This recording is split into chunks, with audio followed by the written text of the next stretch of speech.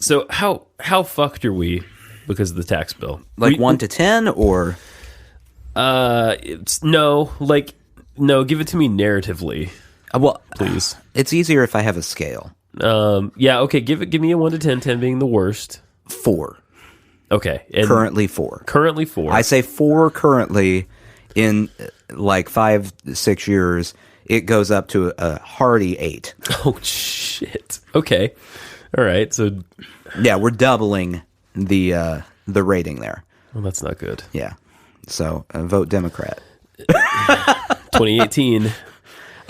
Because there's time to fix some stuff. There's not time to fix all the stuff. Okay. We're at the 4 already because part of this gets rid of the individual mandate for healthcare, right? For Obamacare, which means that it's cut a big leg out of that. Okay. So that's not great. Okay. Yeah. Maybe everyone will just be like Alabama. Like all the other states will be like, hey, do we know any pedophiles we can put up for Republican nomination? And then it'll just be a Democratic sweep everywhere. One can hope. Now, that was possibly, besides the coming of Santa Claus. Yeah. We're recording this on December 21st. 21st. Christmas is nigh. It's Christmas Eve. Is that cubed? No, that's more than... Well, the Eves... Christmas Eve, 23rd. 21st, 22nd, 23rd. Yeah, okay. 24th. Yeah. Eve. Yeah. Yeah. We're into some kind of fourth dimensional shit. I don't know. Someone's going to do the math and tell me I'm wrong after this, but I don't care what you think. Nebraska Roy, you took calculus. And I don't care what Nebraska Roy... I took calculus, too. I mean, he took more calculus than you. Probably. You majored in what? Like Oh, no, I didn't take any calculus in college. Okay, no, he took next level shit in college. Calculus is nonsense. Who needs that? We live in a world where science doesn't matter anymore. Math doesn't matter anymore. Facts don't matter anymore. Why does anyone need calculus? Just make up numbers. Yeah. Yeah, it turns out, if you just say something repeatedly over and over again loudly, they start to believe. But yes, if Republicans, if you could find the most vile, now I know that's a challenge because you're all sort of vile for the most part, but if you could really they're on a hot streak with it. Find me a Strom Thurmond type character down in there. Find me someone who hates music and art and children, and if let's put them up. If you could find the most racist and offensive people, just enough that every minority goes, oh, I really ought to go vote. I know who they should put up, the Republicans in every state for Congress. Louis C.K. Okay. Harvey Weinstein. Got it. Al Franken. And not Al Franken. He still has too many supporters. No, I don't know. That's no good. Although if he won, that would kind of be like a win-win for us. The fourth one? Yeah. Harvey Weinstein's tree. I just put Harvey Weinstein up in all of them. All of the elections. Yeah. He's got the money for it probably still. Pretty good. And Democrats, Santa Claus. Every one of... Okay. And in certain states where it's, most... Don't do this in Tennessee because no one will vote for you, unfortunately, because of our sad situation. But I want you to find, lesbian, trans, don't do that here. Biracial Santa Claus, and they will get elected for sure. But not here. No, but that would be here, awesome. Just find a mild-mannered white guy. Just a very quiet, mild-mannered liberal white guy. Yeah. That isn't going to be too outspoken about his liberal point of view. Yeah. And they'll go, well, he's a white guy. He's probably okay, and Tennessee will vote. I got one for you. Who? He's a real person. James Mackler. Okay. White guy. White guy? Is both a lawyer and a veteran of at least one war. That's good. Right? How outspoken about his point of view is he on things? It's usually a few paragraphs in. So I think that's not bad. I think we're doing okay. That's not bad at all. And he's running for Bob Corker's seat. So I have a theory. I don't think I brought this up to you. In Alabama, I had this theory. Welcome to Sushi Jackknife. Continue. So everyone in Alabama liked. Well, let me backtrack. The Republicans in Alabama liked Roy Moore enough because he was outspoken about his political beliefs. Right. That they were willing to ignore the fact that he likes to diddle teenagers. Yes. Just like on the regs, he does this.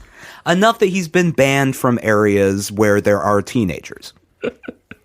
So he can't go to arcades. He can't be anywhere near a pinball machine. And listening to him, I realized he doesn't, like, he was saying really crazy things that most people, even in Alabama, don't agree with. Yeah, sure. I mean, I think you'd be hard-pressed to find a majority of Alabamans saying being gay should be illegal. That's fucked. Most people are going to disagree with that. Yeah, I think so. Okay, I hope so anyway. Me too. So my theory here is if you went to a state like Alabama and registered as a Republican, it doesn't matter what your actual political belief is, as long as you state it loudly in a folksy way, you'll get the vote because you're a loud, folksy Republican. It's true. I was thinking through, imagine like a country bumpkin guy in Alabama during a debate if they brought up abortion, saying, well, I just don't believe the government should be sticking their hands in any of our business. They're taking a pro-choice stance, but everyone would hear it and go, yeah, that's right. The government shouldn't be telling us what we can do. We're going to sweep the broom of reform. Just on every issue, you could do that. Immigrants? Well, I think that the more people we have in this state to have business prosper, the better. Just say it loudly. People are going to go, that's not a bad point. Well, it's true. Why? Yeah, they will totally. Yeah, you just have to have the R next to your name and scream a lot. Why every time we talk about this does my brain flash to, oh brother, where art thou? It makes sense. Right? They would get elected in Alabama. They would. And they don't even have to say any sort of political statement to do it. I see life through two films, Oh Brother, Where Art Thou when it comes to politics, and Forrest Gump when it comes to everything else. Particularly college football. It's a way to live. Yeah. Yeah. You know what didn't occur to me until this is a sidebar of sidebars. I watched The Waterboy again the other day. It's been a long time since I've watched The Waterboy. Oh boy, I can't believe you went that long without watching that movie. I gave it up for Lent. When was so Lent? good. I don't know when Lent is. I watch it like weekly. Wow. Yeah. So I don't think it occurred to me before that The Waterboy is riffing on Forrest Gump. At points. Yeah. Did that occur to other people? Maybe. I don't know. I'm going to assume most people, when they watch The Waterboy, what occurred to them is, wow, this is really, really stupid. Like, this has reached a level of stupid that Adam Sandler hasn't gotten to before. A snake don't have paws, really. But if I had to guess, I'd say it's his knee. Which came first, The Waterboy or Little Nicky? Oh, The Waterboy. Little Nicky was in the, you know how the sine wave goes up and then it crests and it goes. Little Nicky is like underneath the bottom part. It's like, as far as stupidity goes, we got, we got Billy Madison and Happy Gilmore. Yeah. Billy Madison, obviously stupider than Happy Gilmore. So that was on an upswing. Yeah. Then he hit like Big Daddy. Yeah. Big Daddy wasn't that stupid. I like Big Daddy. Yeah. And then back down to The Waterboy and Little Nicky. It's true. I mean, I like The Waterboy. I'm going to be honest with you. I mean, it's not the worst movie. No. No, that's Jack and Jill.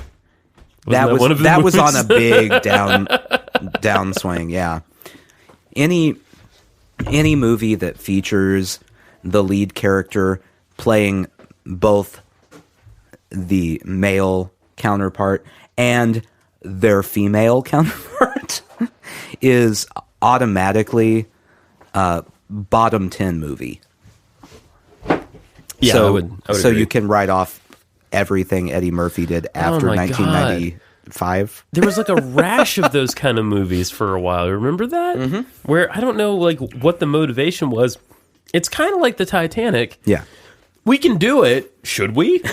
Like that's what I'm saying. That's what I'm saying. I have a theory that Eddie Murphy just got in a fight with every casting agent that's in Hollywood and just went, fine, I'm going to do it myself. I'm going to do the whole damn movie. I don't need any of you people. Yeah. It turns out he did. He really did. So Christmas is upon us, as we said. Fa la la la la. Is that the extent of your merriment? How do you feel about Christmas? I mean, Christmas is good. You like Christmas? It's the same thing as like birthdays with me. Mm-hmm. When I was a kid, I was all for them. Sure. As I get older, it's just kind of like, like now as an adult for Christmas, you have to do crap. You do. There's responsibility. I didn't have to do things as a kid. Yeah. In fact, I would go pick out Christmas presents. I'd go buy my parents Christmas presents as a kid, but it's with their money. So it's really, I'm just like using their money to buy them things they don't really want. Right. I think Daddy would like a bag of crayons. Yeah. And your dad's like, oh my God. Yeah, exactly. So now I have to use my own money to buy things. And I had to hang the lights this year. Yeah. And, So two years ago, our first Christmas together as a podcast, yeah. we did our first annual Christmas Spooktacular. Yeah. And I think we put more effort into that show than any show since. Probably. Even the live shows. Like, I definitely think. So it's still there. Go find that if you want to. It's obscenely entertaining. Obscenely? Yeah, it's dangerous. Last year, we had good intentions to do something similar. However, we didn't follow through on anything. Yeah. And we ended up watching Die Hard, which is sort of a Christmas movie. Sort of? And it's the only movie we've watched together as a podcast. Are you saying sort of a Christmas movie? Yeah. It's completely a Christmas movie. Thank you. Okay. Yeah, that part when Bruce Willis, puts on a Santa hat. And, I really, if there was one change I could make to that movie, instead of yippee-ki-yay, yeah, he would say ho, ho, ho. Ho, motherfuckers. Yeah. And then there's no argument about whether it's a Christmas movie. I like it. Everyone would just go, yeah. He says ho, ho, ho. Christmas classic. Wow. So that was last year. This year, we didn't even have the intention of doing anything awesome. No. We just got to... I sent you one text, and I said, hey, let's have some Christmas-centered content for this week. And you said, great. I printed out one thing, and you did nothing. I did nothing. So...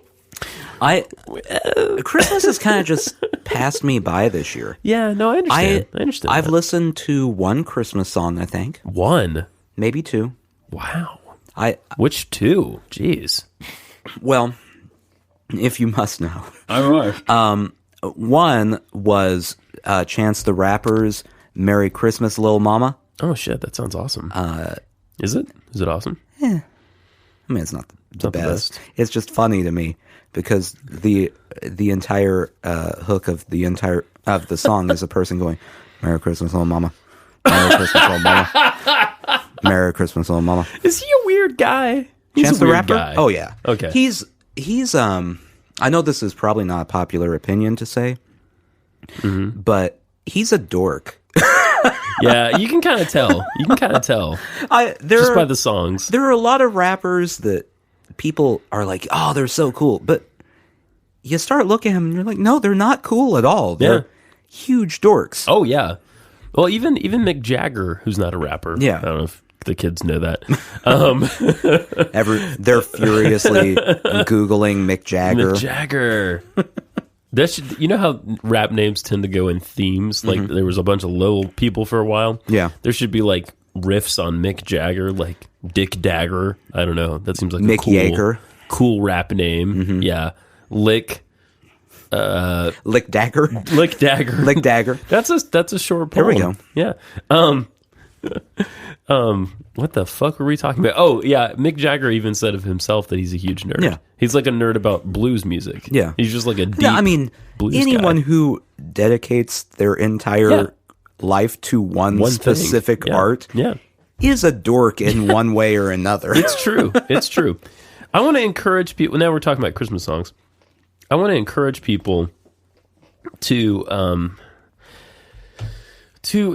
seek out the more obscure Christmas songs, and I'll rattle off a few of my favorites. Right, I love classics. My favorite thing to do at Christmas when we're decorating, we have a couple traditions. Okay, when we decorate the tree, I make cocoa on the stove with warm milk, and I put like a stupid amount of cocoa in it, and then Jen and we put peppermint schnapps in our cocoa. And then in Holden's, we put vodka. And cool. We just give him straight cocoa. So we have that, which is nice. And we listen to like swing Christmas. So I really like Sinatra and Dean Martin. And I love all those classics. The Christmas song, Nat King Cole, all that stuff is awesome. It's very classy. We have a classy tree decorating evening. But some of my favorite Christmas songs are from, people a little left of center. For instance, I love Ramones. Merry Christmas, I Don't Want to Fight Tonight. I'm for that. You know that song? Yeah. Merry Christmas, I Don't Want to Fight. If you haven't heard that, look it up. I also really love this song by the Waitresses called Christmas Rapping, not with a W. Right. Rapping. But she's sort of rapping in the song. It's really good. Yeah. It's not as obscure as what you just said. Yeah. But the Beach Boys Christmas album. Oh, nice. Go check that out at some point. Great, actually. It's not the same Christmas songs over and over. Okay. Like they wrote Christmas. Okay. It's original. That's what I don't like about Christmas music. Yeah. I don't want to hear the same songs over and over. I don't want Baby It's Cold Outside. It's really rapey. Yeah. I don't. It is. Yeah. I don't want to listen to Mariah Carey's Christmas song over and over and over and over. Oh, God. I can't do Christmas radio stations. Yeah.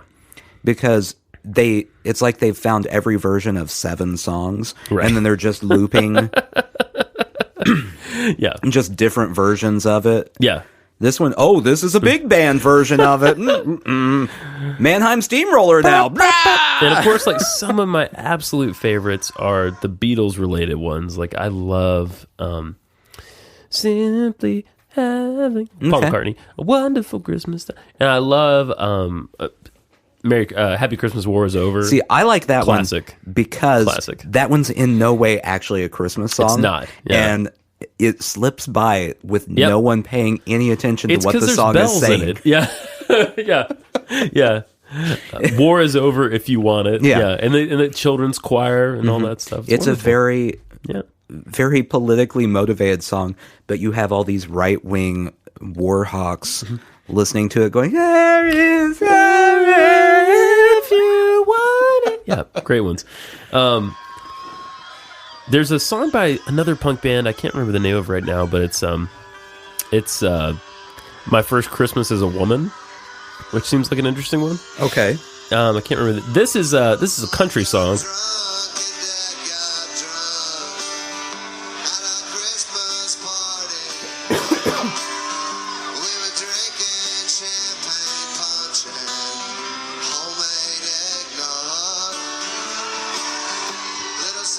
That's Robert Earl Keen's Merry Christmas from the Family, which is a pretty funny song. Mom got drunk and Dad got drunk at the Christmas party. It's a good start. There's a lot of good, like, obscure country Christmas songs because, there's a lot of fun to be had. Yeah. When your family's a little weird, man. What you got? Ooh. It's a Rhodes. Nice distorted Rhodes. That's a nice, peaceful beginning to a song. That is nice. I like that. Ooh. Do you feel festive now? I feel chill and a little festive. Merry Christmas, little mama. Yeah. Is it? Oh, shit. Merry Christmas, little mama. Yeah. Merry Christmas, little mama. Yeah. Merry Christmas, little mama. He is weird. So, mostly that one got played in my house because it's really fun. Like it gets caught in your head very easily. Yeah, totally. So it's very fun to make my wife have Merry Christmas, Little Mama. Merry Christmas, Little Mama stuck in her Merry head, Christmas, Little Mama. just in a loop for days at a time. I also really love Run DMC. Oh yeah, Was it Merry Christmas in Hollis? Hollis, Queens. Yeah, Hollis, Queens. Yeah, awesome. Mama Awesome. is cooking them collard greens. That's right. Goddamn it. Not a Christmas food, No, you know what? but you know what? Yeah. A delicious food. It is a delicious food. So- And in my family, it's traditional to eat greens on New Year's. Do you guys do that? No, So we have. I a know whole black-eyed thing. peas is a tradition. That's another one. Yeah, we eat both. Actually, we eat black-eyed peas and Is it supposed to be for good luck as well? Because well, black-eyed peas it's- is for good luck. It's for money. for money. That's what I've always been told. So it's How's that worked out for you? not well. The greens are supposed to represent like dollar bills, and somehow the black-eyed peas represent coins. Okay. Yeah. And it doesn't have to be collard greens. It could be collard greens, spinach, whatever. Just greens. Any sort of green. Any sort of green. Yeah. Cooked with ham, meat, and bones and fucking deliciousness. Yeah. It's good. Oh, God, I love greens. It's an underrated Southern food. It's so good. I also love black-eyed peas. Fuck. You want to just fuck off and go eat right now? Yeah, just cans of black-eyed peas. Merry Christmas, everybody! I'm sure we can find a meat and three at whatever. Merry Christmas, Little Mama. Merry Christmas, little mama. Hey, Merry Christmas, little mama. Yeah, you're enunciating way too much. Merry Christmas, little mama. It sounds like he mumbled into a phone and then sampled Christmas, it. little mama. Merry Christmas, little mama. Yeah. Yeah. So there's some songs to Yeah. check out if you don't know some of those. I mean, I would definitely recommend. Or them. Sufjan Stevens. I was gonna bring him up. All 58 of his Christmas songs. Can we talk about that for Yeah, a second? go ahead. I want to know what you think, and we About- might disagree. There's some Sufjan that is mind-blowingly good. There's some really good Sufjan, and then there's 58 Christmas songs of Sufjan, which I can't listen to. It's not that it's not good. Right. Is just- it too much Sufjan for you? That's part of it, and it's also just too much. Like, yeah, it's too much Sufjan because I was going to go, Yeah. with a guitar in the back or a banjo, Yeah. And some obscure instrument playing a background riff. Yes, yeah. Sufjan has edges, but he doesn't always choose to express those edges. Did you listen to his record, The Age of Odds, Yes. ADZ? Yeah. I really like that record. It's See, that's a very controversial opinion you've very stated good. there. I like it. It's good. The Sufjan diehards Oh yeah, right now want to stab you repeatedly. they can fuck off. There was no sweeping orchestral No. parts to it. No, it was an electronic record. Yeah. primarily. That doesn't make people happy. I know, but that's I think how he started actually. It is. Yeah, I didn't like his first album. I haven't listened to it. His first one, it's just instrumental. Oh, it is. Is It's- that To Catch a Rabbit or Yeah. Enjoy Your Rabbit? Enjoy Your Rabbit. Yeah. It's themed after all of the different signs. Oh, the Zodiac. Yeah. Okay. He's into themes. Yeah. He's very Oh, yeah. conceptual. Yeah. I like The Age of Ads, and I also really liked Illinois a lot. Yeah. But I have a low tolerance, I guess, for folk Yeah. music. Oh, I know you do. Yeah. You hate everything everyone else enjoys. Is that true? Yeah. Such as? I like folk music. No, don't get me wrong. any folk band that anyone expresses a fondness for, Uh-oh. you immediately write them off and dislike them. Such as? Mumford and Sons, go.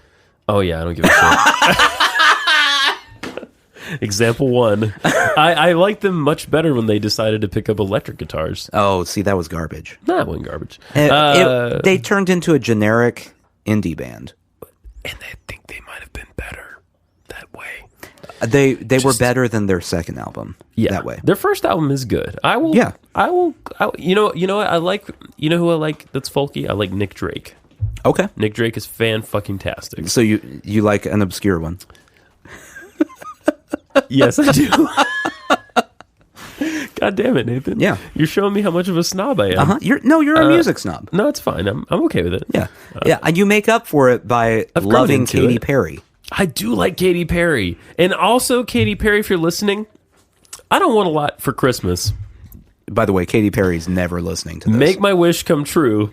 All I want for Christmas is you to stop making music. is you To stop making music. to come to my house. No, don't come to my house because my wife will be very upset. All I want for Christmas is you to meet me somewhere.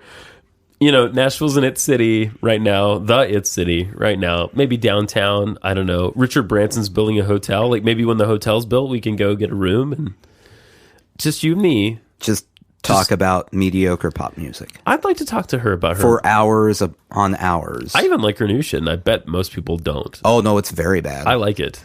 I like it. About the buffet or whatever. What is it? Okay, so pop music now. Yeah. I didn't like pop music 5 years ago. Okay. But all of the pop music now, it's like converging into one single song that everyone has written over and over and over. Even Taylor Swift now sounds like all of the other people. And I don't like Taylor Swift. Oh, we've established that. I don't like her. That has been established. You don't have to say it But ever now again. I dislike her even more because now she's not even doing like I'm Taylor Swift, I'm unique, meh. She's not even doing a fake unique thing now. Now she's just sounding like everyone else. Well, I mean, we could go deep into this if you want. I think there's a lot of reasons for that. One is money. Well, yeah, obviously. Money. Marketing is the bane of music's existence. Mm-hmm. Yeah. It just is. You can disagree with me if you like, but that's how I feel. The other thing that's a problem, and I think it's Taylor Swift's face. I think it's driven by the marketing, is the way a lot of those records get made. They get made super by committee. I mean, yeah, people may or may not know this. You can find this information out pretty easily on YouTube these days if you look a little bit. But a lot of times before the artist even hears the song, hears the track, I mean, most of them, not all of them are involved in the writing. I think some of them are, for sure. But sometimes the whole track is basically done and they just come in and do a vocal. Yeah. You know what I mean? And someone else has probably written lyrics and written hooks. You know what I mean? And so it's, well, let's it's a different way of making music, and it hasn't always been that way. Let's look at Taylor Swift's latest album, for instance, here. Do we have to? Now, she's supposed to be a singer-songwriter, correct? That was the original marketing. Yeah. She has solo credit for writing 0 songs. They're all co-writes? Yeah. Okay. Some of them are only co-written with one person. That's pretty good. That's pretty good. Which is impressive. There's this Look What You Made Me Do that was written with 4 other people. That's a lot of people. To write one really bad song. I think it's worth saying, though, that pop music has always been that way. Sinatra didn't write songs. No, I know that. But there was a uniqueness to Sinatra. Sure. His performance. He was Sinatra. Yeah, he was doing his own thing. Sure. If you took a random deep cut of a Taylor Swift album, the last 2 albums, we'll say that. Okay. And threw it on the radio in the middle of all of the other pop singers, no one would know who it was. That's probably true. No, that's probably no one would have no idea. That's probably true. It would just be in there, and people would hear it and go, "Yeah, that was another song that makes me feel nothing, but I'm happy." And again, if all this music talk is upsetting you, go listen to the Ramones, and you'll feel a lot better. And also, write a nice letter to Taylor Swift, just expressing your disdain for her. Or Roy Moore. Not only is she ruining music, she's ruining our podcast right now because we're talking about her. Or just go ahead and write a letter to Mitch McConnell and sign it in poo. All right. Christmas. Okay. This is something I found. 8 truly strange Christmas traditions from around the world. Ooh. Uh-huh. Now, who's that fucking fella? Oh, boy. I believe that's Steve Bannon. Nathan has just looked at the most satanic looking thing I've maybe ever seen a person look like. Uh-huh. He's got horns, a tongue. Yeah. And his tongue's got like edges. Is this his Breitbart profile? Yeah. Oh, cool. Yeah. No, this is a pictorial representation of Krampus, and I think a lot of people are familiar with Krampus. Yes. Now? Thanks to media from the last, we'll say 5 years, maybe 10 years. There have been a couple films. It keeps getting brought up. According to this, and this is from Mental Floss, so take it with a grain of floss, I suppose. Does floss come in grains? The holiday called Christmas is an amalgam of many winter holidays from around the world. This is definitely true. That is true, actually. The name is designated as a celebration of the birth of who's this Jesus guy? Although the date is not recorded in the Bible, and people at the time did not place particular important blah, blah, blah on birth dates. They didn't care about when people were born. Scientists say the actual date was June 17th because because of the stars and the Magi. I don't give a shit. All right. December 25th was chosen by the 4th century Pope Julius I as an attempt to Christianize midwinter pagan holidays. There we go. And that's why we have trees inside. That is why we have trees inside. So Debert, hey Debert, has been playing at work. She's been playing "O Christmas Tree" a little bit. Okay. And we rewrote some of the lyrics, and one of my contributions was "O Christmas Tree, O Christmas Tree, we're thankful for your pagan origins." Mm-hmm. Yeah. Yeah. It's, Jesus is the reason for the season. Some of those midwinter pagan holidays were called solstice, the winter solstice. Yeah. And Saturnalia. Customs such as bringing evergreens inside, eating fat-laden foods. Now, I'm going to argue that's always a tradition. We're just looking for an excuse. Maybe back then that was a pagan tradition. Yeah. That's just an American tradition now. In America, we have a holiday. It doesn't matter what. Labor Day? Let's get out there on the grill and throw some sausages on there.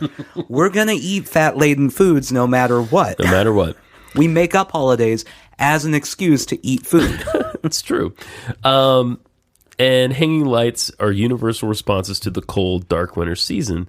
Some of the stranger Christmas traditions are remnants of older pagan holidays, and some have been changed over the centuries until their origins are hard to discern. Oh, boy. Others were just made up to boost business. Now, that is true. So Krampus is one, and if you don't know, Krampus is this fucking guy who... I really think... Oh, boy. Okay, I remember a while back in your household. My household? Yeah, there was debate over whether the child should be given the Santa or knowledge. Yeah. The knowledge. That's, that's what Adam discovered when he ate the apple. Fuck, Santa's not real!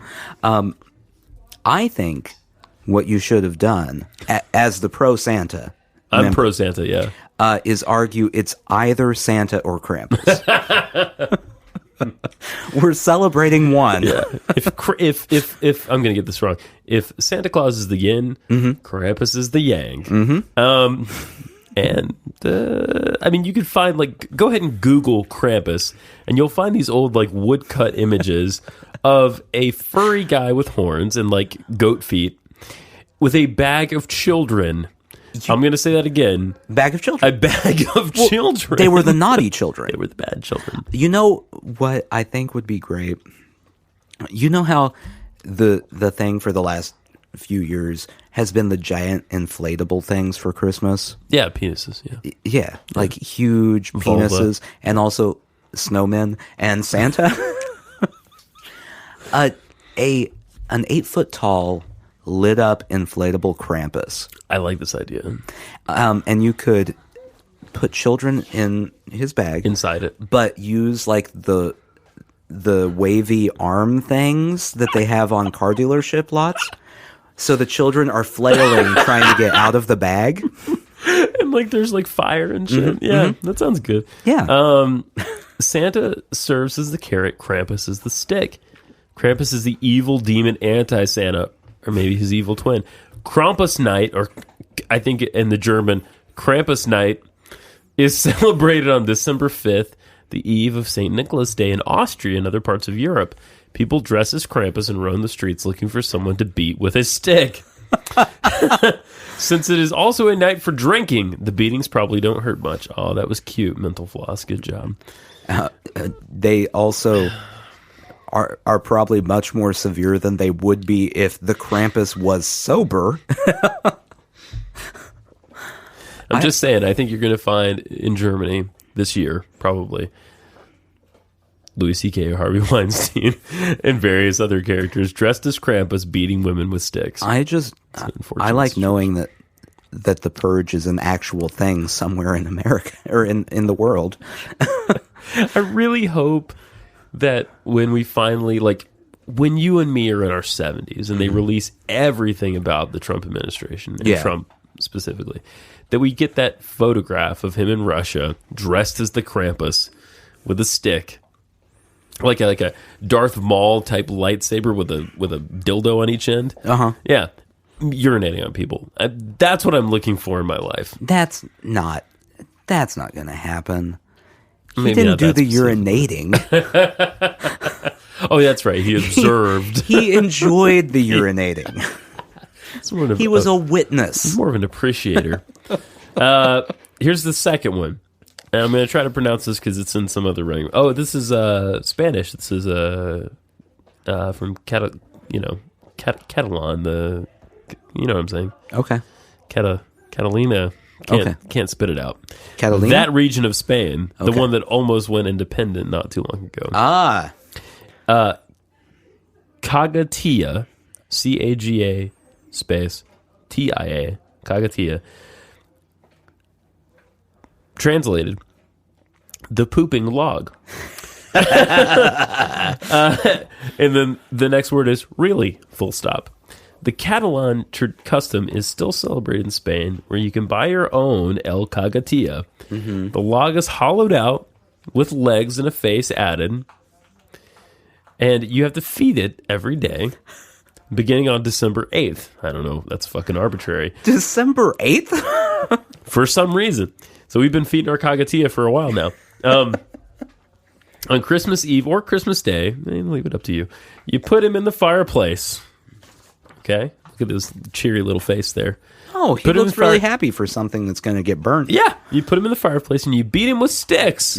Again with the stick beat. What is this? I don't get to beat anything with a stick. No. You beat him with sticks until he poops out the small candies, fruits, and nuts that you've been feeding him. So it's like a way worse pinata. A much more difficult like a pinata. Defecating pinata. When he is through, the final object dropped is a salt herring, a garlic bulb, that's a herring is a fish, or an onion. And there is a traditional song that the family can sing to encourage the process. Roughly translated, this goes, poop log, hazelnuts and cottage cheese. If you don't poop well, I'll hit you with a stick. Poop log. I've never heard anything that sounds like a ridiculous episode of South Park more than this. Right? I know. Matt and Trey, if you're listening. There's a lot of like fecal focused. So we're noticing themes so far. Yeah. Stick and then fecal focus. Yeah. The Caganer. Another Catalonian tradition. What's going on in Catalonia? I don't know. Is the Caganer, which is a Christmas statue found in the nativity scenes. Okay. And it just poops the whole time. It just poops, and then you beat it with a stick. We're getting there. You move on. The scenes depict the entire town of Bethlehem, and the Caganer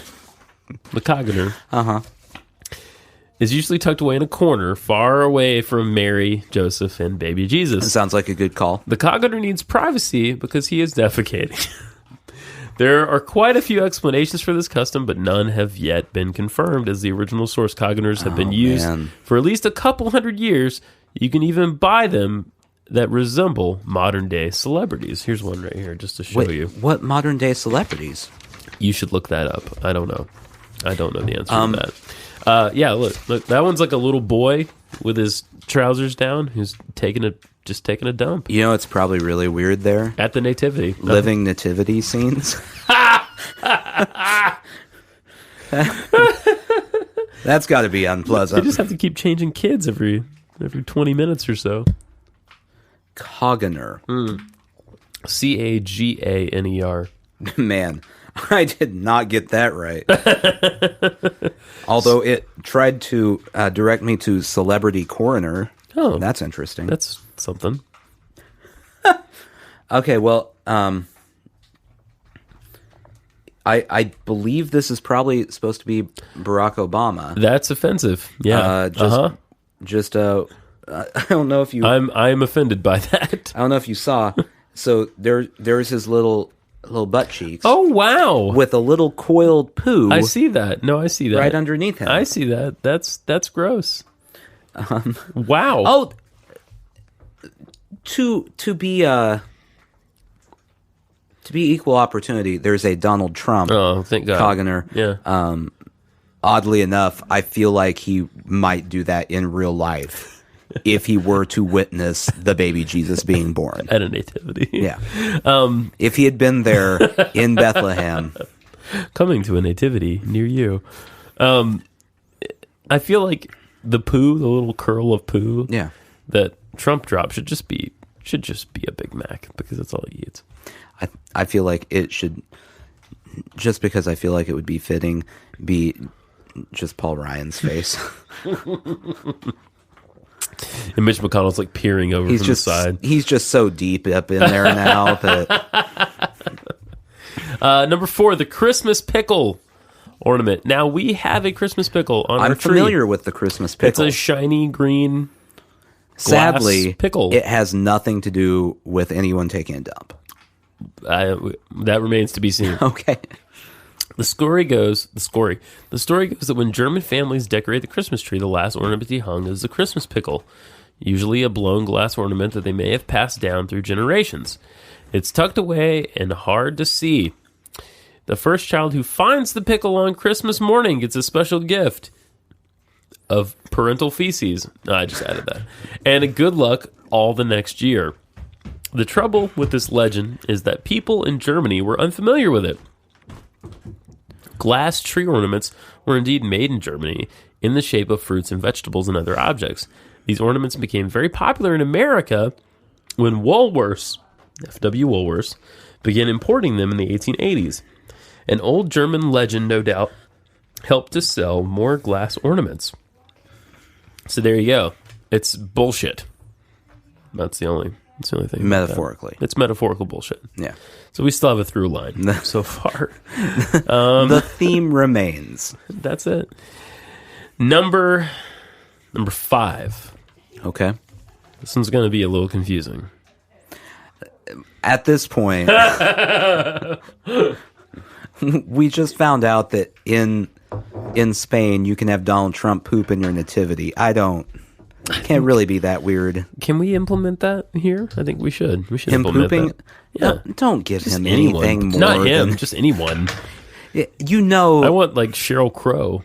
You know that if this tradition came here, he would start getting upset that he wasn't the number one Nativity Pooper. Yeah, no, I think that's accurate.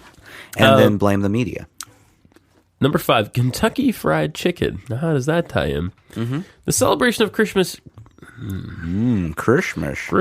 Christmas in Asia usually involves imported Western traditions because they have no God. But in Japan, those traditions have been shaped by commercial interests. Japan. The holiday places special emphasis on romantic love. What? So, it's a day to spend with a sweetheart or spouse. Bakeries sell Christmas cakes as traditional sweetheart treats. And you might have to make reservations to get a table at KFC. The fast food franchise let it be known that fried chicken is traditional for the Christmas feast. And so it is in Japan. We eat ham on Christmas. And I hate that. You hate ham? I hate ham. Oh, I like ham. It's maybe that's another reason I don't love Christmas that much. Christmas dinner. Yeah. You more into the turkey? You like turkey? Yeah. Well, ham is just always salty and gross. I like ham. Ugh. This year so I tried to find the tofurkey holiday roast, which is actually good. It looks like a giant owl pellet. Mm-hmm. Like it's like a layer of like fake meat and then there's stuffing inside. It's actually nice though. Once you get over the physical appearance of it. Once you get over the texture and the taste, it's really good. This year I couldn't find it anywhere. Admittedly, I didn't look that hard, but I was at Whole Foods and they didn't have that, but they had a tofurkey ham. A tofurkey ham? A tofurkey ham, which that can't be right. I don't think it can be good, but we're gonna try it anyway. Well, because I bought it. a tofurkey is supposed to be turkey. Okay, a Turporken. Turporken? Yeah. It's a Star I don't Wars know. character. I don't think that's... Turporkens. He's the guy in the ship who lasts like 35 seconds, and he's like, ah! That guy. I know that... Turporken. So next week, we're going to, after Christmas, go see the in-laws. Oh. And I know that they are going to try to, at some point, shovel honey-baked ham in my face. They will. Now, I've looked up the nutrition facts for honey-baked ham. It's not good. Oh, boy. I also don't enjoy the taste of it.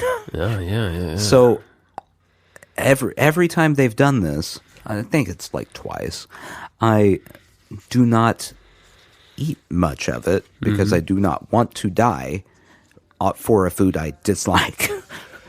And that's a valid point. And that's a valid point. They keep doing the whole, don't you want more ham? We got more ham. Look at all the ham we got. You should go get more ham. Oh, wow, really? There's ham up there. Ham. Because it's like an $80 ham. Now, if they had gone to the Swiss colony, like Beth from Minnesota, they could have got that ham for like $40. And I probably would like that ham. That ham was made of summer sausage and beef log that they had left over. They just formed it. That's what I want out of my ham. I want summer sausage out of my ham. And beef log. The center is beef log. That's the foundation of the ham. And then around it, summer sausage. Oh, man, that sounds like quite the way to go. Imagine eating that all at once. Imagine getting penetrated by that. Anyway, you can tell where my mind is. Zwarte Piet, or Black Peter. Now, this is in the Netherlands. Okay. The Netherlands... Do we need to give a disclaimer here? Oh, yeah. This is racist as fuck. Okay. We don't endorse the Netherlands and their Christmas traditions. Remember that the Netherlands is a bunch of white people surrounded by, I don't know, ice. It's like the ideal Alabama to many of the people there, but icier. Sure. We'll say that. Less humid. Yeah. Probably. Okay. I think I remember hearing that weren't the Net. You should look this up because I'm gonna slag on the Netherlands right now. All right. Didn't they kind of roll over for the Nazis a little bit? Weren't they one of the countries that were like, sure. I would imagine so. Yeah. So okay, Black Peter, racist as fuck. In the Netherlands is Santa's helper. Sinterklaas, Sinterklass, looks a lot like Satan, arrives on the eve of St. Nicholas Day in a steamship with his slave, oh boy, Zwarte Piet, or Black Peter, portrayed in public processions in several cities. Since about 1850, children who don't behave during the year were told that Black Peter might take them back to Spain, where Santa Claus lives. Okay. Through line. We've done it again. It all goes back to Spain. It all goes back to Catalonia. The racist aspects of the custom have been downplayed in recent years, though there is a guy in blackface on a steamboat. It's been downplayed. They don't use the word slave nearly as much when there's blackface around. Right. Just a little bit less. Just for people to know, the Netherlands here, I've looked this up. 77.39% Dutch. 9.88% European. Okay. So, not the most diverse place that's ever existed. No. It's on the that protrusion part of Europe, isn't it? Yes. Like up there with like Finland and shit. Like if you're diverse there, you are Moroccan. Okay. They have 2% Moroccan. Interesting. The tale of Black Peter now describes him as a chimney. You're not doing any better, Netherlands. They describe him as a chimney sweep instead of a slave, which explains the black... God damn it. Another one. That explains the blackface? Explains the blackface. So Well. they still do the blackface, but they're like, no, it's because he's a chip. That is fucked. Listen, Black Peter is actually Snow White when he's not working in the chimney. He's a pretty but girl. we got the chimneys here, so blackface. Makes sense. But charges of racism still follow Black Peter. Yeah, I wonder the fuck why. As he is often portrayed with an afro. Because of the chimney. Yeah. The heat from the chimney makes the hair curl Puff out? and Yeah. puff. Can you call Questlove and ask him if that happens? That's how Questlove does his hair every morning. Oh, he just climbs down a chimney. Also, just so you know, definitely a white guy. He just gets in the chimney every Chimney morning. sweep. Yeah. He also... I think you're saying that Questlove is Santa Claus. Mm-hmm. Wouldn't that be great? Yeah. Wouldn't that be great? Actually, I would love to see any sort of Christmas special where they cast Questlove as Santa Claus. Yeah. I would watch that for sure. And since that's not going to happen, go watch, Keenan do Something Claus on SNL. Have you seen Something Claus? Mm-hmm. Everybody getting something. All right. The TV Yule log. The Yule log is a tradition that dates back hundreds of years. The Yule log on TV is a relatively new tradition for those who have no fireplace to burn their own log, or whatever that shitting log in Spain. WPIX in New York has broadcast 24 hours of a burning fireplace on Christmas Eve and Christmas Day since 1966. To be fair, in 1966 when this started, that was like prime time television right there. There wasn't a lot of competition. It was either that or like watching someone paint a wall. Yeah. The original film was shot at Gracie Mansion, but a carpet fire during the first filming made the mayor wary of a reshoot a few years later. So the loop scene now was filmed in California. Wow. I want to see the first one. The carpet fire. And particularly the part where in the background you hear someone going, Guys! The carpet! Oh boy. Do we have water? Oh, this one's going to be weird. Okay, this is the last one I have. Number 8. And this involves the Welsh. Oh, well, there's no way this is going to be normal. I'm also not going to be able to... Oh, fuck. I'm also not going to be able to pronounce much of it. To be fair, it doesn't matter. It's going to be so weird, no one's going to care what you say. I want your guess as to what the fuck this is. Mary Lewd. M-A-R-I space L-W-Y-D. Now, just look at the picture. What in the hell do you think that might be? What is that? Mary Lewd. It looks like if a camel or perhaps a llama joined the KKK. Yeah. Put on a KKK robe. And then had Orthodox Jewish people leading him around based on that this is picture. indeed what it looks like. Which would be an interesting twist for KKK llama. I suppose it would. Having the Jews take care of him. Mary Lwyd, an old midwinter custom in Wales, which is in England, or well, in the UK. They would not like for me to say that they're in England. You just made all of our Wales listeners upset. I actually am very sorry because that's a dumbass remark. Yeah. England is like one part of the UK. There's England, Ireland, Scotland, and Wales. That makes the UK. Right, but I mean, they're all pretty much the same. And I love English people, but let's be honest, they were kind of dicks a lot to everybody else. They spent a lot of their history being dicks. They did. It's kind of their thing. It's a dick-centric history. It's a holdover from a pagan celebration before Christmas was introduced. So this is very old. Okay. Mary Lwyd means gray mare in English, thus the horse shape. In its purest form, which you can still see in some parts of Wales, the tradition involves the arrival of a horse and its party at the door of a house or pub. Okay. where they sing several introductory verses of song. Wait, several introductory verses? It's a preamble, I think. Then comes a battle of wits, which they refer to as Pwanko, Pwnco. Now, is this battle of wits because they're singing in front of a house and someone starts yelling, "Shut up," out the window, and then they just have a back and forth for a while? It happens spontaneously, yeah. In which the people inside the door and the Mari party, the Mari Lude party outside, exchange challenges and insults in rhyme because we're in the UK. Oh, I hate this tradition so much right now. Oh, if you're in Wales, you're like piss drunk already because you woke up in Wales, right? This tradition upsets me more than the Black Peter one, because at least the Black Peter I can just look at and go, look at these assholes.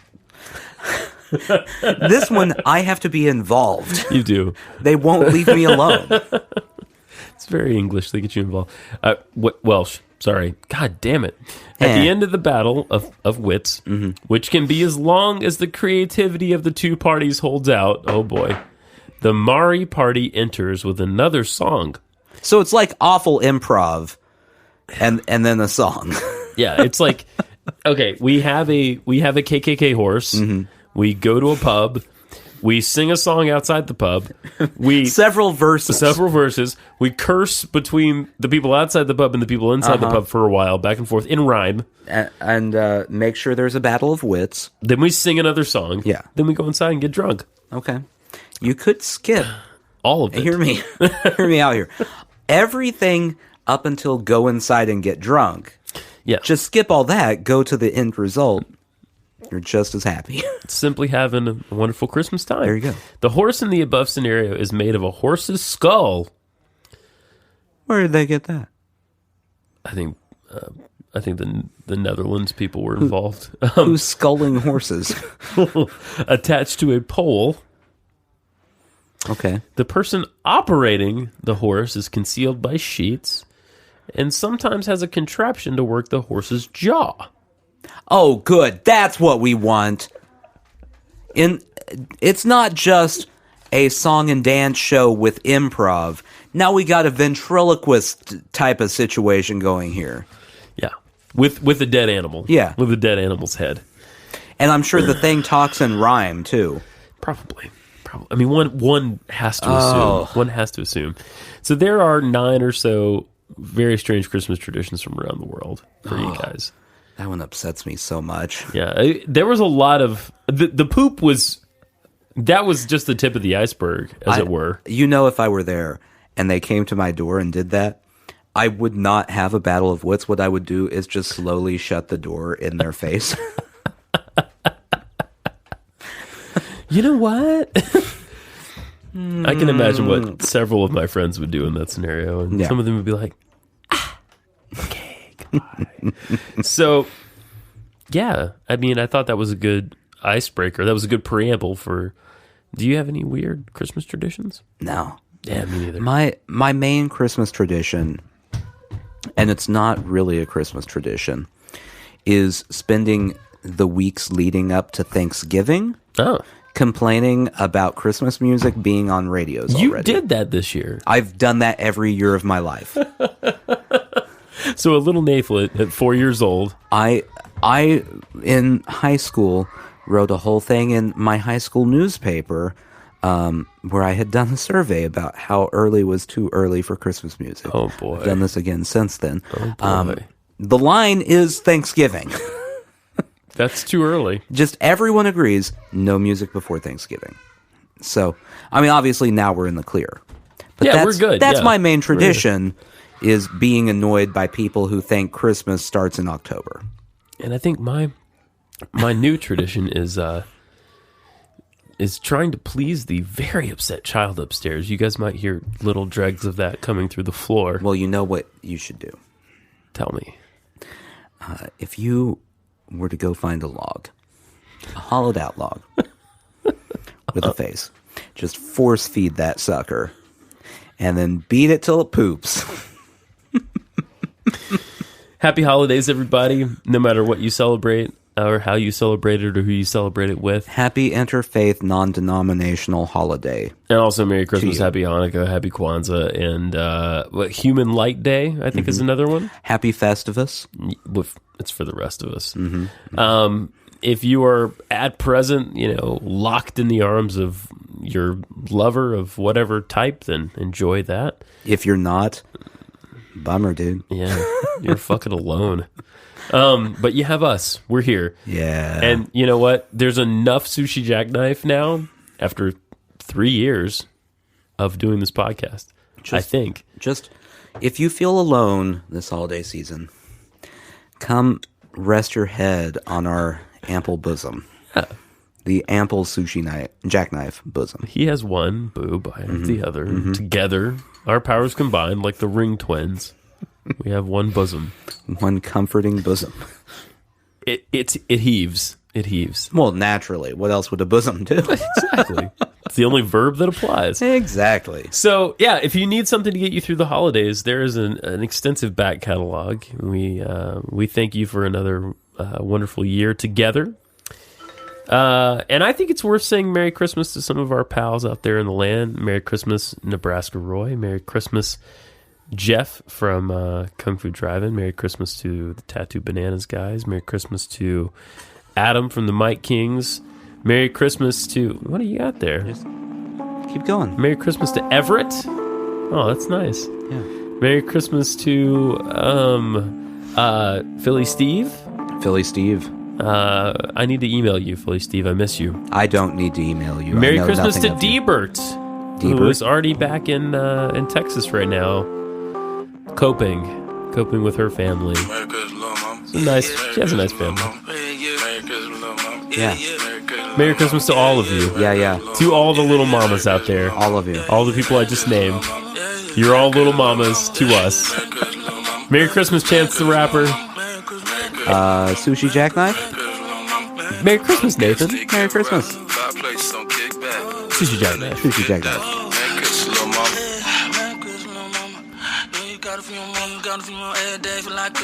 Okay, this part's awesome. Oh, it's all awesome. Yeah.